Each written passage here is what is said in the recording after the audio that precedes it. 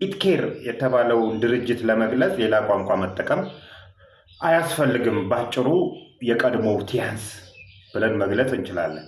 ቲያንስን የማታውቁ ሰዎች ከዚህ በፊት በፒራሚድ ኔትወርክ የንግድ ስርዓት ውስጥ ተሳትፎ ኢትዮጵያ ውስጥ ደግሞ የፒራሚድ የንግድ ስርዓት ስለማይፈቀድ ብሯን ወደ ዶላር ቀይሮ ሀገር ለቆ የጠፋው ቻይናዊ ማለት ነው። ይሄ የፒራሚድ የንግድ ስርዓት ኢትዮጵያ ውስጥ የማይፈቀድበት ነገር አንዱ ምክንያት የነፃ ገበያ ውስጥ የመወዳደር እድልን ስለሚዘጋ የኢትዮጵያ መንግስት አይፈቀድም፣ ክልክል ነው። ክልክል መሆኑን ደግሞ ራሱ ኢትኬርን ጠቅሶ ፋና ብሮድካስቲንግ ኮርፖሬት አንድ ወቅት ዘገባ አስመልክቶን ነበረ። እንግዲህ የፒራሚድ ንግድ ስርዓት እንዴት ነው የሚደረገው? ፒራሚድ እንደምታውቁት የኮን ሼፕ ነው ያለው። ጫፉ ላይ ምርቱን የሚያቀርብ አንድ አካል ይኖራል። እሱ አካል ከስሩ ሌላ ኔትወርኮች ይኖሩታል። ሌላ ከስሩ የሚገቡ ሰዎች 2 ሊሆኑ ይችላሉ፣ 3፣ 4፣ 5፣ 6 ሊሆኑ ይችላሉ። እነሱ ፕሮዳክቱን ይገዛሉ። ከዛ ከሚያመርተው አካል ላይ ሲገዙ ሲመዘገቡ መጀመሪያ 15,400 ብር መሰለኝ፣ ቁጥሩን ከተሳሳትኩ ታረማለሁ። የሆነ ገጠር ውስጥ ሄጄ ነው እንደዚህ ብላ እንደ ልጅ የነገረችኝ፣ እዚህ ውስጥ የገባች ልጅ። እነዛ ሰዎች ከስር የገቡ ሰዎች ፕሮዳክቱን ገዙ ማለት ነው። ፕሮዳክቱን ከገዙ በኋላ አይጠቀሙትም። አንዳንዶቹ ሊጠቀሙት ይችላሉ፣ ብዙዎቹ ግን አይጠቀሙትም። ምንድን ነው የሚያደርጉት?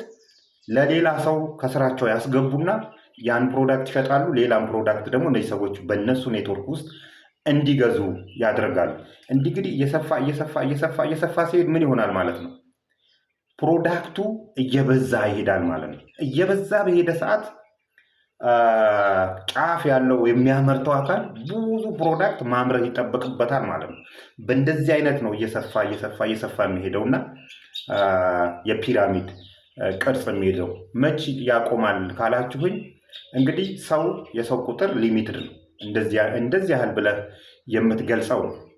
በዚህ የግብይት ስርዓት ውስጥ እንጠቀማለን ብለው የሚታለሉም ወጣቶች ሊሚትድ ናቸው። ጥናት ተጠንቶ ቁጥራቸውን ማወቅ ይቻላል።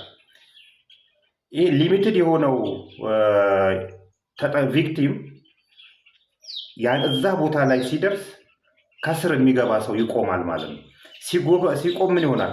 ፕሮዳክቱ የሚጠቀምትን ሲል ፕሮዳክቱን የሚወስድ ሰው እየቀነሰ ስለሚመጣ እዛ ጋር ይቆምና ወደ ላይ እየመጣ ሲሄድ ፕሮዳክቱ የሚያመርተው ላይ ያለው አካል የሚያመርተው ለተጠቃሚው ብቻ ይሆናል ማለት። ለተጠቃሚው ብቻ ሆነ ማለት ትክክለኛው የንግድ ስርዓት ተጠቀመ ማለት ነው፣ ተከተለ ማለት ነው።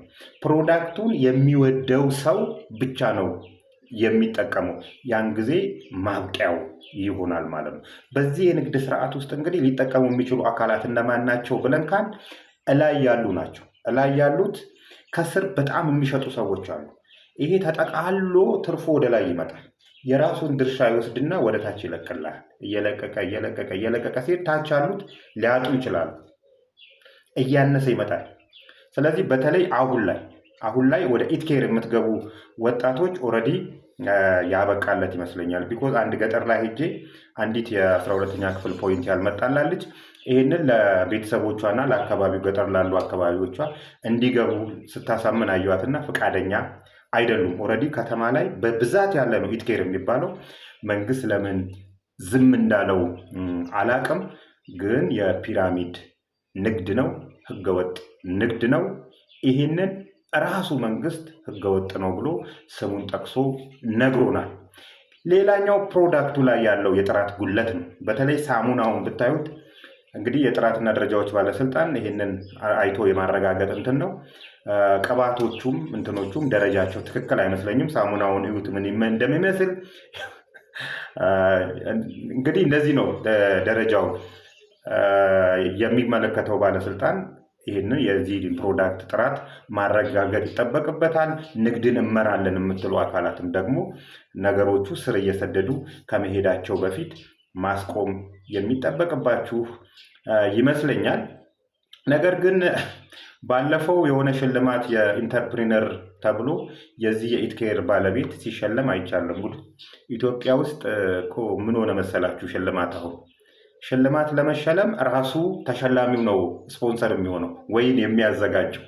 በእንደዚህ አይነት ሁኔታ ይመስለኛል። ይሄ ጤናማ ሽልማት አይደለም። ግን የተገኙ ሰዎች የኢትዮጵያን አየር መንገድ ዋና ስራ አስፈጻሚ ጭምር በተገኙበት ነው የተሸለመው። ግን ህገወጥ የንግድ ስርዓት ነው። ህገወጥነቱ ደግሞ በነፃ ገበያ ውስጥ የመወዳደር መብትን ለሁሉም አቅራቢዎች ያሳጣል። ለሻጮች ስለሚያሳጣ የመንግስትን ግብር ስለሚከለክል ነው።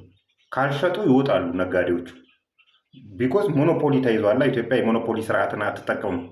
ሞኖፖሊ ስለያዙ አያተርፉም። ከንግድ ስርዓት ውስጥ ይወጣሉ። ከንግድ ስርዓት ውስጥ ከወጡ ደግሞ መንግስት ማግኘት ያለበትን ግብር ያሳጡታል። ስለዚህ ህገወጥ ነው። ቻው፣ መልካም ወዲህ ይሁንላችሁ።